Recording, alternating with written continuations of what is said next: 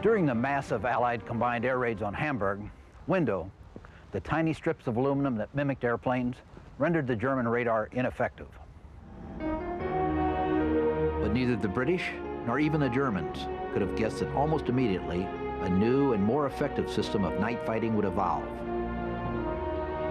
The code name Wildsau, German for wild sow, was derived from a slang term meaning roughly the same as loose cannon in English. The great advocate for Wildsau tactics was Major H.U. Hermann, himself a loose cannon by any standards of military discipline. He regarded the German Himmelblatt radar system as too limiting. He preached that standard single-seat day fighters could be flown at night against the Allied bomber formations.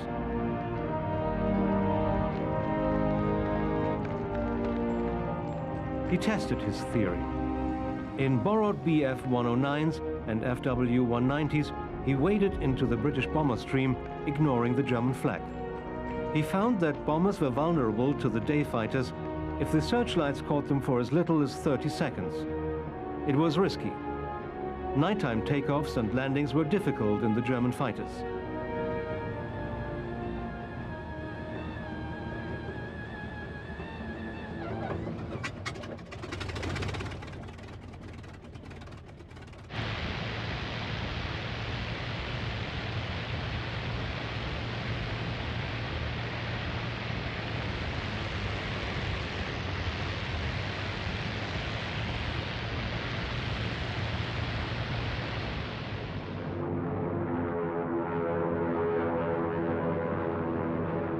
Exploding German flak did not distinguish between enemy bomber and friendly fighter.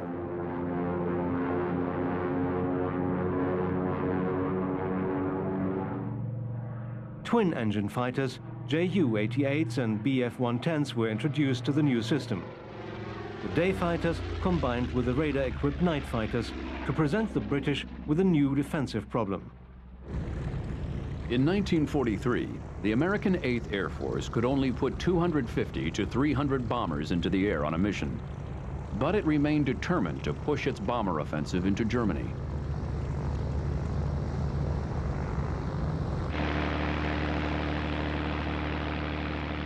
There was no long-range fighter to escort the bombers. Spitfires and Republic P-47 Thunderbolts were only useful for sweeps over France.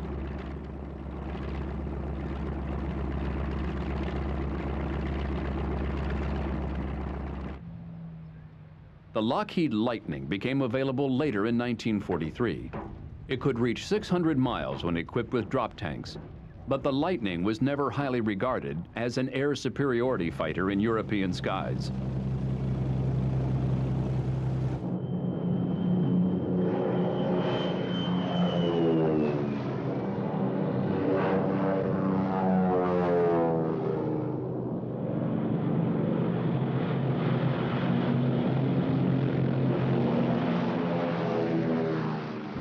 General Acre was under increasing pressure to obtain results. General Hap Arnold sent message after message criticizing the level of effort by the 8th. He demanded to know why more was not being done. He made unfavorable comparisons with the performance of other units.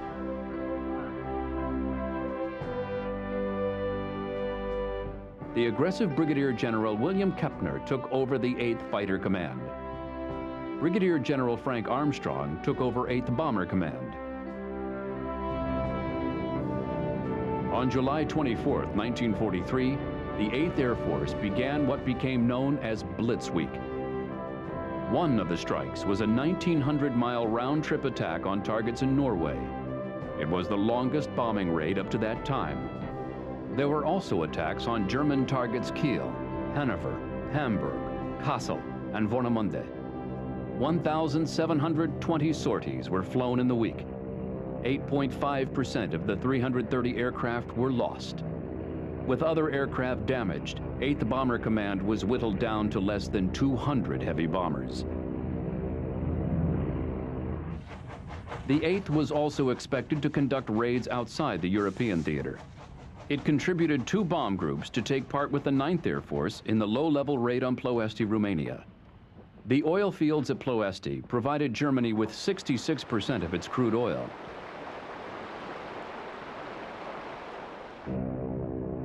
The raid on August 1st was marred by lack of secrecy and inaccurate navigation.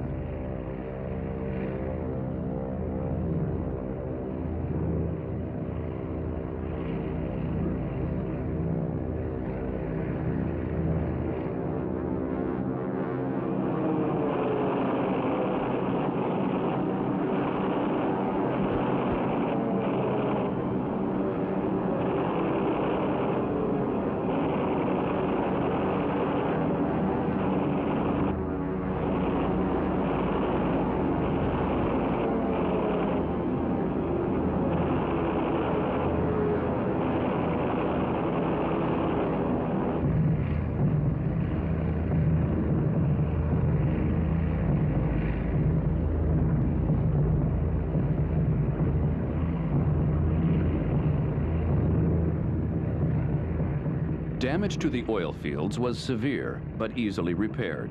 Follow-up attacks were too long in coming.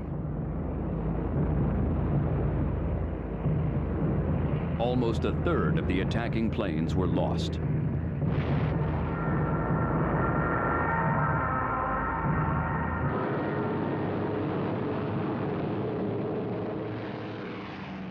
On August 17th, a double strike was made on the ball bearing factories at Schweinfurt and the Messerschmitt factory at Regensburg. Almost nothing went well. Both the 1st and the 4th bombardment wings ran into continuous, well-disciplined fighter opposition.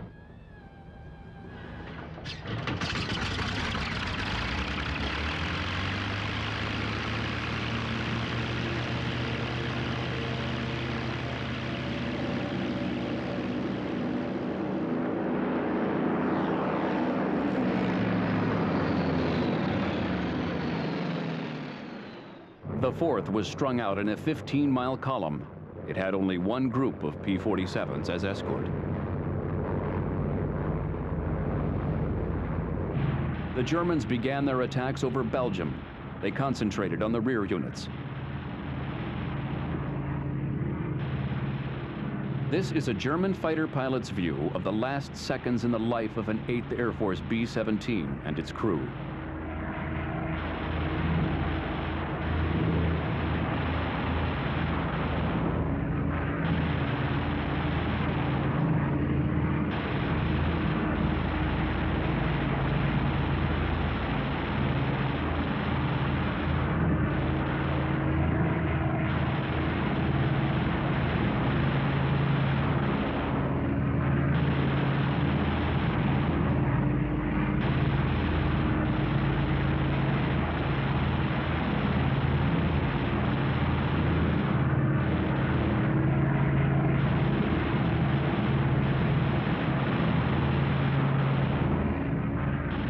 But 127 aircraft of the 4th Bombardment Wing hit the target. It was precision bombing of the first order. 300 tons of bombs devastated the Messerschmitt works. Production of Bf-109s was disrupted for 5 months.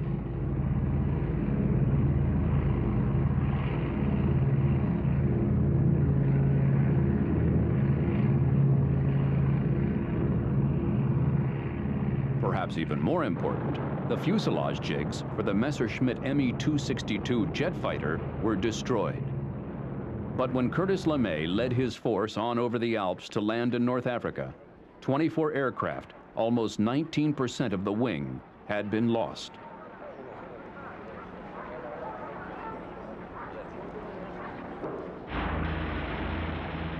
Meanwhile, the 1st Bombardment Wing put 183 bombers over the Schweinfurt factories.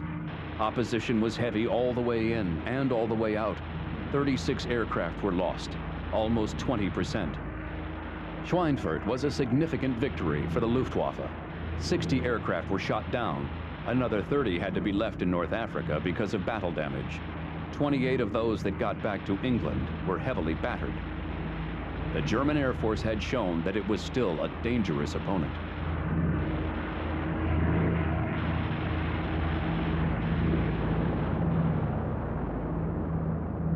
On the night of August 17th, the RAF made a devastating attack on Peenemünde. where the secret development of the German V-1 and V-2 Vengeance weapons was taking place. A diversion by 8 RAF Mosquitoes tricked the Nazi air defense system into ordering 200 fighters to Berlin and made the task of the attacking force easier. Göring was infuriated by the trick. He blasted his chief of staff Jeschonnek, holding him personally responsible. Jeschonnek shot himself. His suicide note said, "I cannot work with Göring anymore. Long live the Führer." The 8th Air Force losses at Regensburg and Schweinfurt slowed the rate of attacks. But in the second week of October 1943, precision bombing came into its own.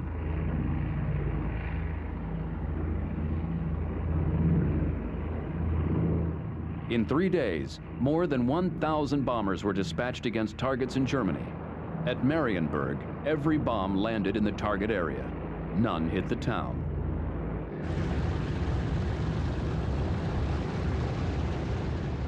On October 14th, the 8th Air Force went back to Schweinfurt. When their P-47 escort turned back, the Luftwaffe attacked the bomber stream all the way to the target and back to the coast. The Luftwaffe expertly coordinated rocket attacks with air-to-air bombing and massed attacks by cannon-armed fighters. They savaged the 8th formations. A total of 60 aircraft were shot down out of the 229 attacking. It was an unbearable loss rate of 26.5%. No Air Force could sustain such losses. The Luftwaffe had achieved day-air superiority.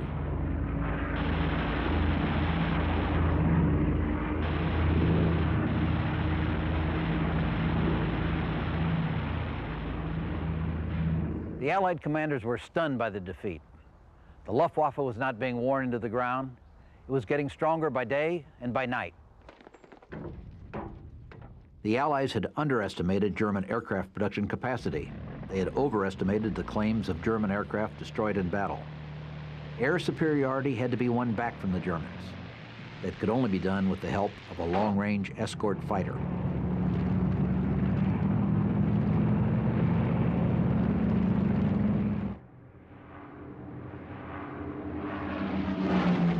Bad weather halted deep penetrations into Germany by the 8th Air Force for the remainder of 1943. The invasion of Europe depended on securing air superiority from the Luftwaffe, but the Germans were achieving a production miracle that would see 44,000 airplanes produced in 1944.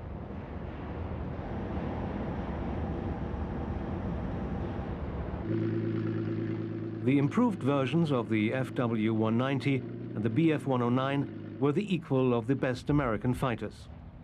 They had proved themselves deadly against the bombers.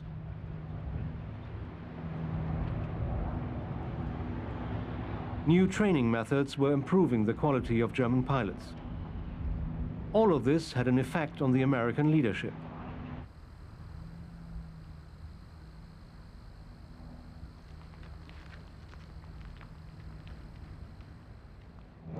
On December 23rd, General Aker was relieved as commanding general of the 8th Air Force. He was given a more prestigious position, but he knew he was being kicked upstairs. Aker fought hard against the move, coming as it did just as his resources were beginning to increase.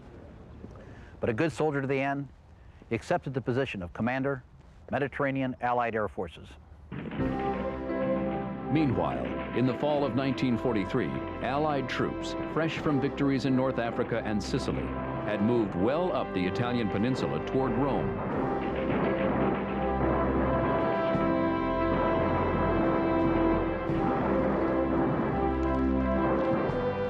General Hap Arnold decided to split the 12th Air Force into 2 parts. On November 1st, 1943, Major General James Doolittle was given command of the 15th. 12th Bomber Command became the 15th Air Force, Strategic, a heavy bomber unit. 12th Fighter Command became the 12th Air Force, Tactical. Arnold reasoned that England was already overcrowded and would have difficulty supporting more aircraft. bases in Italy would offer better weather.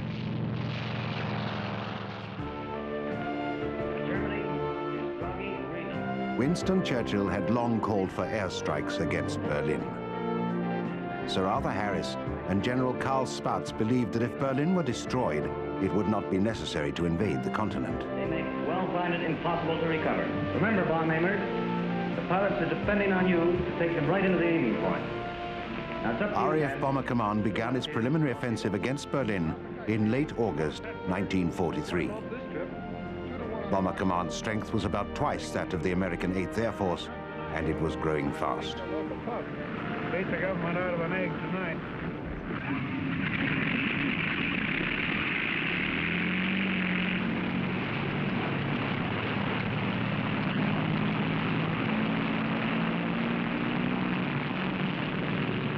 Tactics had been improved. The bomber stream was no longer an endless 300-mile smorgasbord of targets. It had become a dense wedge, 3 miles across and 70 miles long, able to cross a city in 22 minutes. New electronic countermeasures could pick up emissions from an enemy night fighter's radar. British radio operators fluent in German gave false instructions to Luftwaffe night fighters.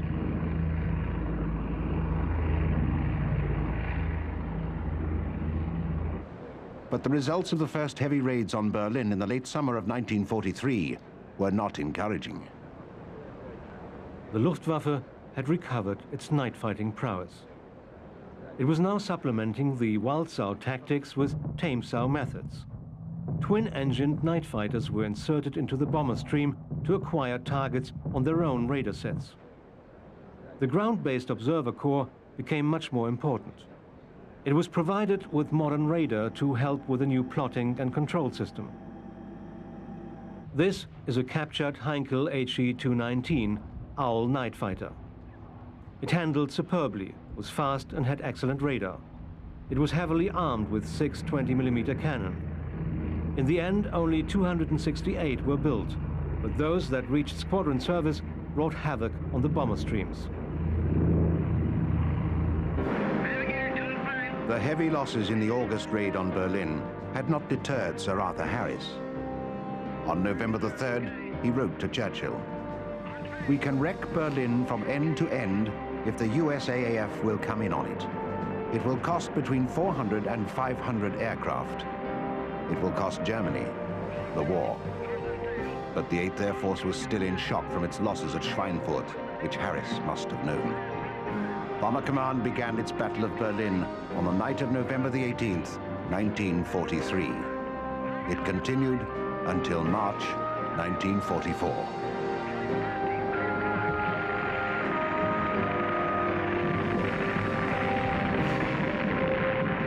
All the while, there was a struggle between Sir Arthur Harris and the Air Staff.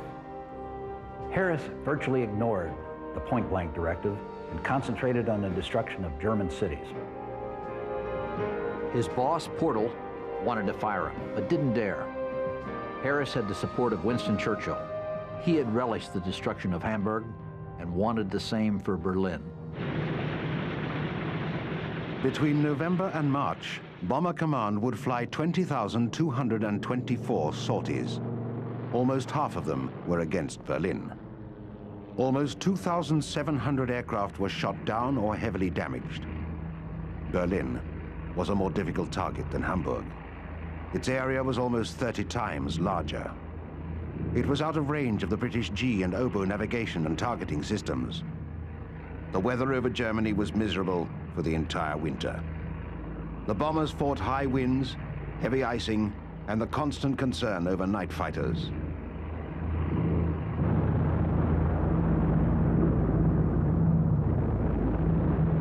In the night bombing raids, the importance of crew camaraderie intensified. The pitch black night was illuminated by bursting flak and exploding aircraft.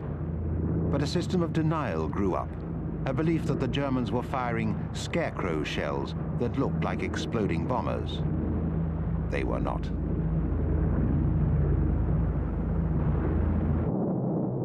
The German night fighters were stalkers, which would edge toward their quarry, totally invisible until they fired at point-blank range.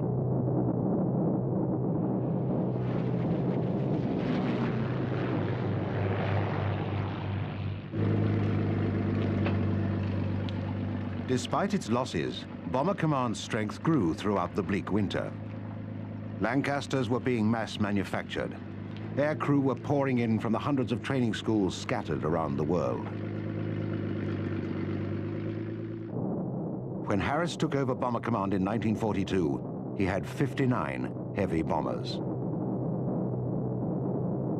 By March 1944, he had more than 1,000.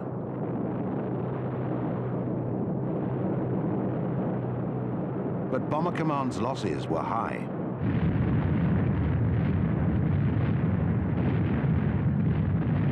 The air staff was staggered when 72 aircraft were lost over Berlin on March 24th. A week later, 976 heavy bombers and 15 Mosquitoes were launched on a raid on Nuremberg. 96 aircraft were shot down. 960 crew members were lost in a raid that resulted in 138 German deaths. It was an impossible situation, even for Harris. But fate was about to intervene on two fronts. Politically, the requirements for Operation Overlord, the invasion of Europe, took precedence. Harris was forced to place Bomber Command under General Eisenhower's control. While Bomber Command had been bleeding itself white in the night skies over Germany, the USAAF had done what many considered to be impossible. It had fielded increasing quantities of a long-range escort fighter, the North American Mustang. It had wrested air superiority from the Germans and created an entirely new climate for the air war.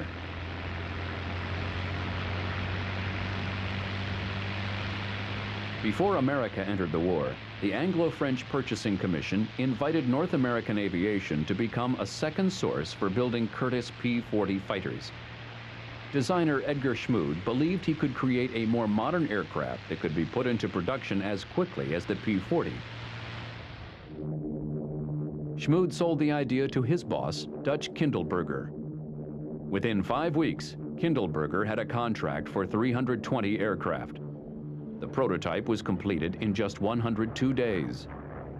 It was soon evident that North American had produced the best American fighter to date, but the U.S. Army Air Forces only bought 2 for test purposes. The Mustang's Allison engine handicapped its performance at high altitude.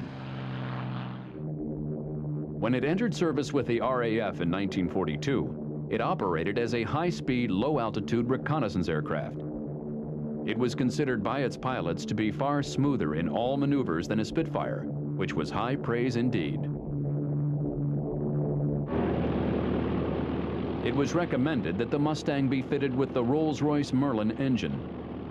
It was a marriage made in heaven.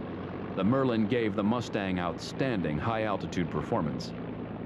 It was faster than the FW-190 and the BF-109 at all heights. But it was still not a long-range escort fighter. Even with drop tanks, it could not fly the Berlin mission. An 85-gallon tank was installed, squeezed in behind the pilot. This made the Mustang unstable until some fuel had been burned off, but it now had endurance of 7.5 hours, enough for the round trip to Berlin.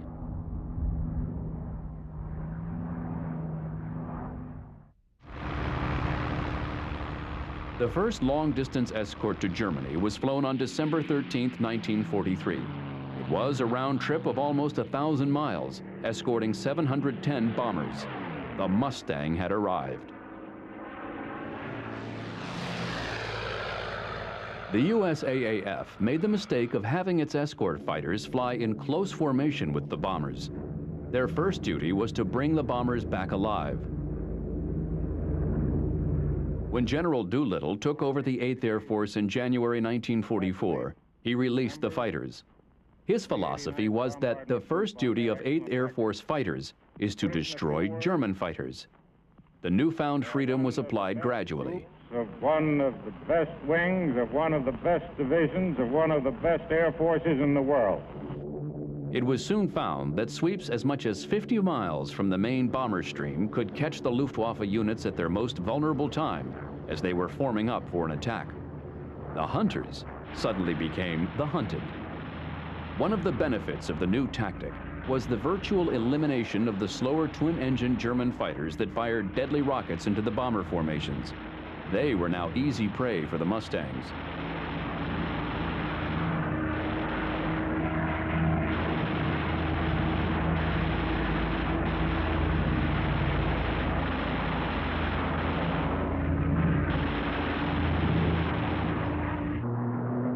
Operation Argument called for the elimination of the Luftwaffe by continuous attrition and by attacks on German fighter and component production. Bad weather hindered the initiation of Argument. Twice Doolittle recalled bombers. There was a very real prospect that if a mission was launched and weather shut down the English bases, the entire force would be lost. After the second recall, General Spaatz gave Doolittle a severe dressing down. He said, "I wonder if you've got the guts to lead a big Air Force. If you haven't, I'll get someone who has." It was the first, and probably the last time anyone had ever questioned Doolittle's guts. On February 19, 1944, the weather over Germany began to clear. Operation Argument was put into play with an intensive series of attacks on German aircraft-related factories. Bomber Command joined the 8th and 15th Air Forces in this series of attacks. The weight of the Allied effort was demoralizing to the Germans. They were kept up all night by the RAF. Then, by day, they had to witness the spectacle of 1,000 American aircraft on one mission. Contrails streaming behind the combat boxes of bombers surrounded by fighters.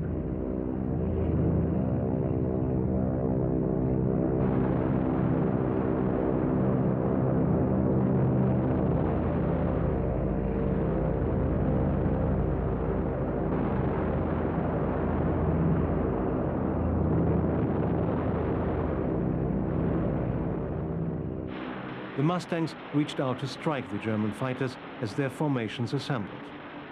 Then they dropped to the ground to strafe parked aircraft.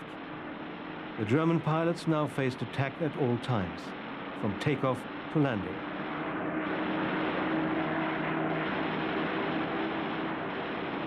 It was the realization of an impossible dream, a fighter with enough range to escort bombers and enough speed and maneuverability to defeat the German fighters. The period between February 19th and February 25th was called Big Week. When it was finished, 10,000 tons of bombs had been dropped, more than the 8th had dropped in the whole of its first year of operations. The fighters had flown 3,673 sorties. Their loss rate was less than 1%. The German Air Force was defeated. It lost more than 2,000 aircraft in February alone. In March, it lost almost the same number. Even the tremendous German production effort could not redress losses of this magnitude because of the staggering aircrew losses. After March, there was an obvious decline in the quality of the Luftwaffe pilots. And there was not enough fuel to adequately train replacements.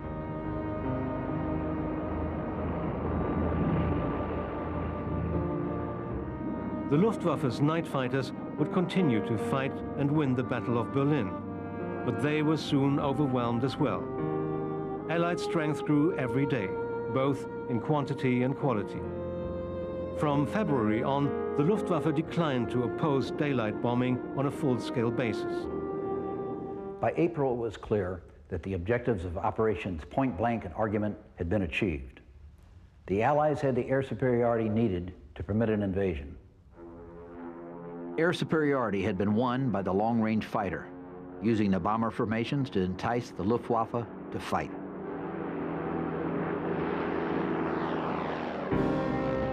The build-up in Allied air power was still plagued by organizational difficulties. Below the top level of command, there was controversy over territory and personality clashes between leaders. Air Chief Marshal Sir Trafford Leigh-Mallory was notorious for being difficult to work with. He was Air Commander of the Allied Expeditionary Air Force. This was made up of the RAF's 2nd Tactical Air Force and Fighter Command and the US 9th Air Force. Leigh-Mallory also demanded control of both Bomber Command and the 8th Air Force. This was resisted, by Sir Arthur Harris and General Karl Spaatz. But their quarrel was diverted by other considerations. Spaatz considered German oil production to be the most vulnerable target. He believed that he now had the forces to destroy synthetic oil production in Germany and bring the country to its knees. Harris didn't believe that the oil industry was a better target than any other, but he certainly preferred it to the alternative Lee-Mallory supported, concentration on the German transportation system.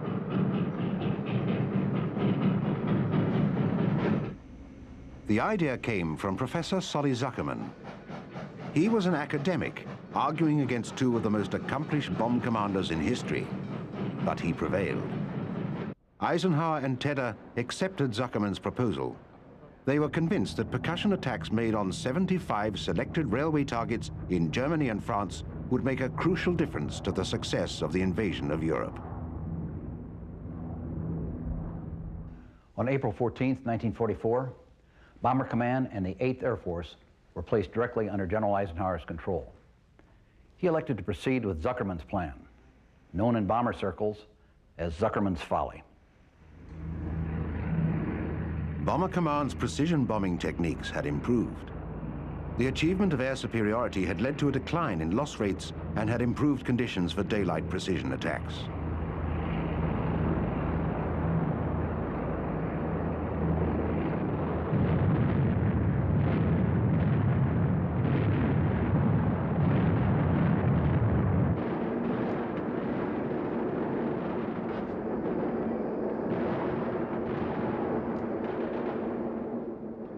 On D-Day, June the 6th, 1944, Allied forces returned to Europe. In the weeks after D-Day, the Allied air forces demonstrated the extent of their crushing air superiority. They flew almost 500,000 sorties. The Luftwaffe was almost totally suppressed. It was confined to isolated attacks that had no measurable effect.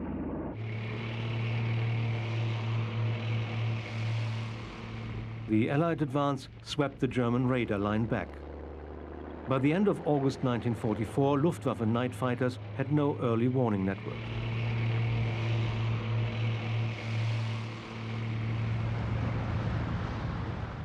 The Allied attack on Germany's fuel supplies took effect.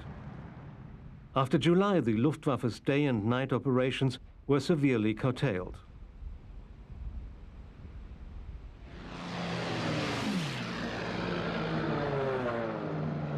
Air superiority permitted Allied truck convoys to move in closely packed arrays on European roads. They could be confident that any aircraft that appeared overhead was a friend. Air support parties were assigned to each tank column. Soon every tank column was covered by a flight of 4 fighter bombers as advanced reconnaissance.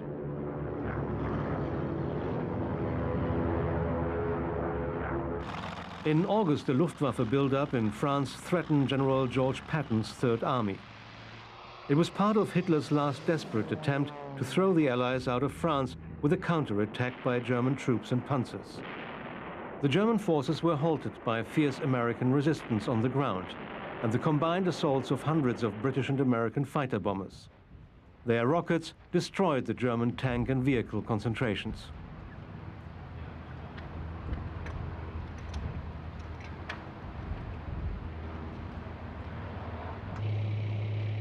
The German forces were almost encircled in the Falaise-Argentin pocket.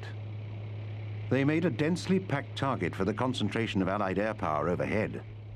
It was so thick that formations had to wait in line for their turn to dive in and attack. German infantrymen complained that their opposite numbers were unwilling to fight until they'd received overwhelming fighter-bomber support. They were right. The Allies had the power, and they flaunted it.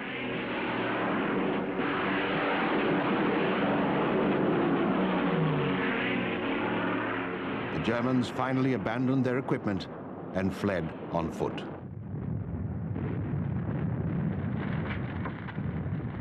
In the meantime, strategic bombing went on day and night. At last, concentration was on the oil industry. The Ploesti oil fields were destroyed. By September 1944, they were occupied.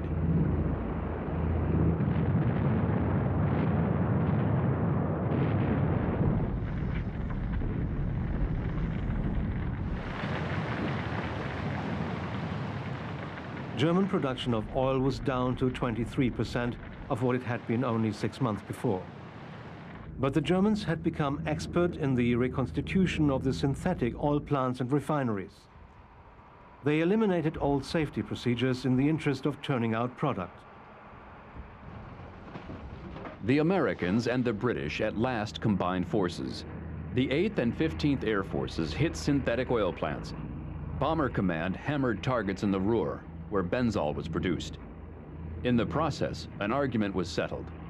Precision bombing using the Norden bomb sight could do more damage with 250 tons of bombs than a radar attack with 1,000 tons. Incredibly, despite the damage, German oil production rose. The Germans could have a destroyed complex working again within a month.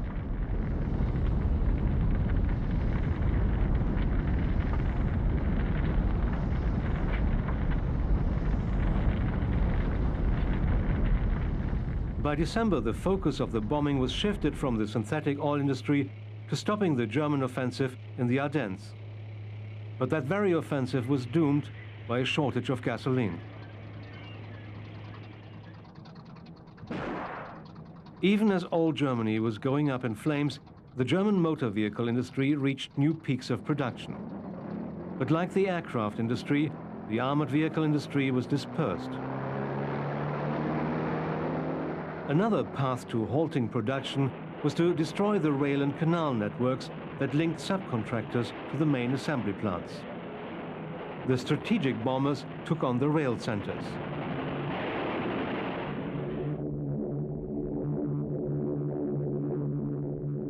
The tactical fighter bombers, known to the Germans as Jabos, from Jagdbomber, cut the rail lines and attacked trains, canal traffic and motor transport.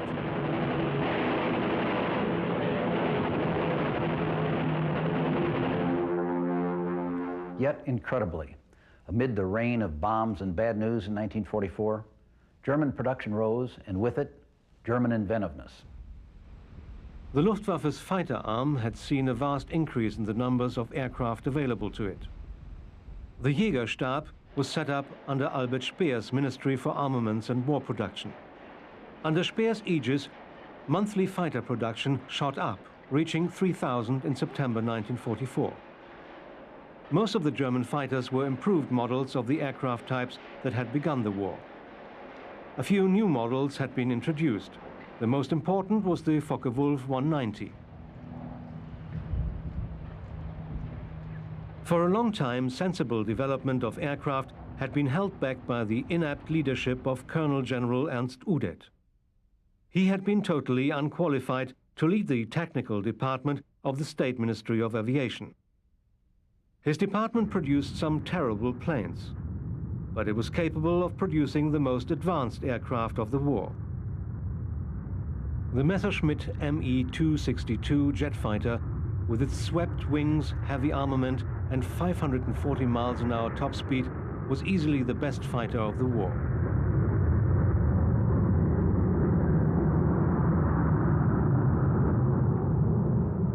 It was a beautiful aircraft, but its pilots liked it for more than aesthetic reasons. By the time it began to appear in service in late 1944, the Allies dominated the air. The Me-262 gave Luftwaffe pilots at least a slim chance for survival. About 1,433 Me-262s were delivered to the Luftwaffe, but only about 300 got into operation. The rest were destroyed on the production lines or on their way to the combat units. Production of the 262 was delayed because of the difficulty of producing a satisfactory number of the radical new jet engines. There's no question that if the utmost priority had been placed on the development of the jet engine in 1939, the 262 could have entered service in mid-1943. If it had, the air war over Europe would have been vastly different. The Allies would not have won air superiority, nor would they have invaded Europe in 1944.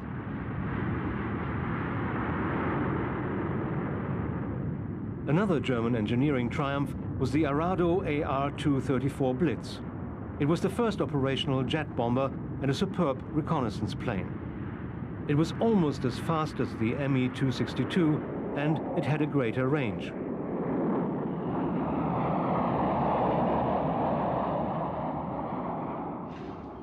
The most radical German aircraft was the Messerschmitt Me-163 Komet.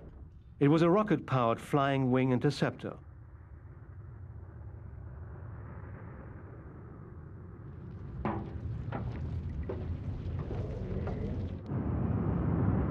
It flew at 624 miles an hour in 1941.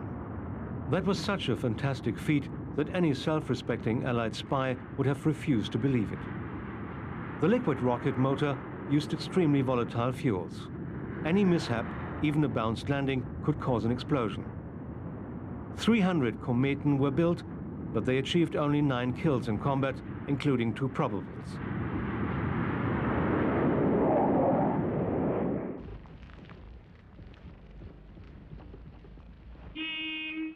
The Luftwaffe maintained its recovery powers to the very end. It could still put on brilliant performances, displaying the old initiative and skills. But the war was lost, and the continuing bravery and elan of the Luftwaffe pilots could do nothing to change things.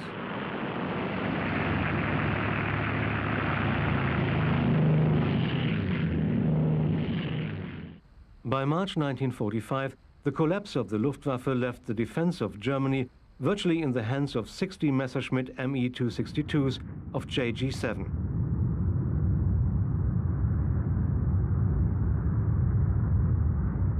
By this stage of the war, the range of talent among German jet pilots varied widely. Some were experts with thousands of hours of flying time, others were fresh from flying school. A few were aces, well experienced in the Me-262. A special Me-262 unit of aces, Jagdverband 44, was formed. It got into action quickly and scored some victories. But not even the Me-262 could redress the balance. Time had at last run out for the Luftwaffe.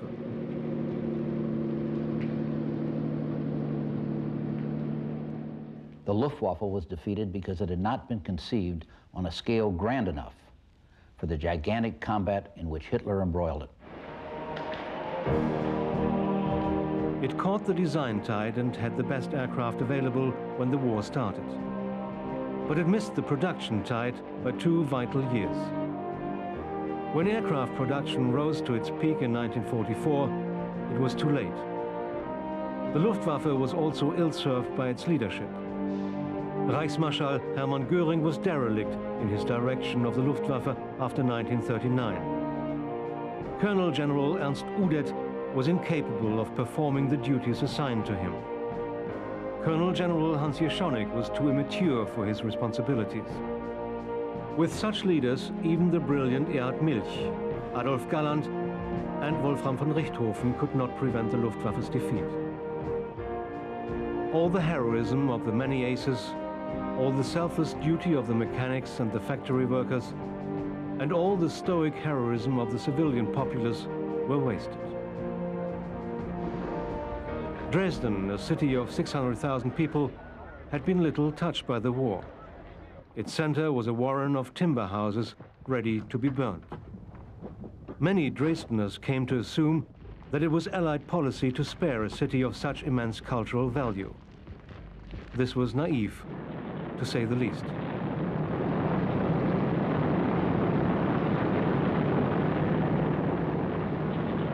With remorseless efficiency, Bomber Command launched 855 planes against Dresden on the night of February the 13th, 1945.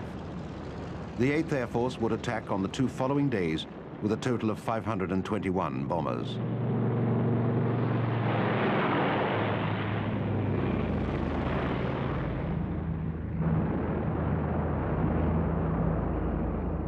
Massive fires erupted.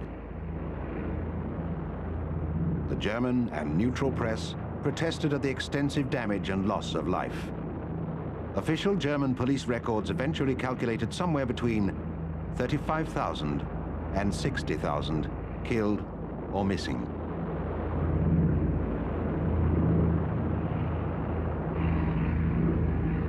The 8th Air Force was unaware of or insensitive to the brewing controversy. It raided Dresden twice more before the end of the war. It focused the attacks on the railroad marshalling yards, which were unquestionably legitimate military targets.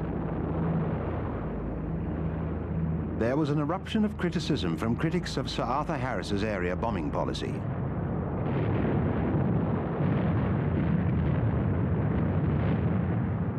Harris, the scapegoat of choice, was quick to point out that the Joint Chiefs of Staff had designated Dresden as a primary target because it was a key transportation center. The decision to bomb was officially supported by Stalin, Roosevelt, Churchill, and Eisenhower. It is important to recall the psychology of the time. Germany was a dreaded enemy. Even though Germany lay in ruins, the Führer, Adolf Hitler, commanded the loyalty and respect of his nation and the absolute obedience of his soldiers. No one knew how long the war would go on or how many thousands of people would be killed. Dresden was a military target because it had crucial rail, governmental, and industrial facilities. The Soviet Union wanted it bombed to help the advancement of its armies.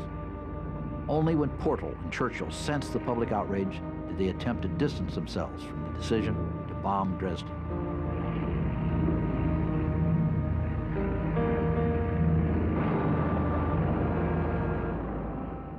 The uproar over Dresden finally convinced Bomber Command that it had run out of targets. Area bombing was formally ended on April 16, 1945. The last major attack by the 8th Air Force occurred on April 25th. It was a raid on airfields, rail targets, and the Skoda armament works in Czechoslovakia. In the days following, leaflet dropping and supply missions were flown. The 8th engaged in evacuating liberated prisoners of war. Then it stood down to prepare itself to move on to the Pacific for the assault on Japan.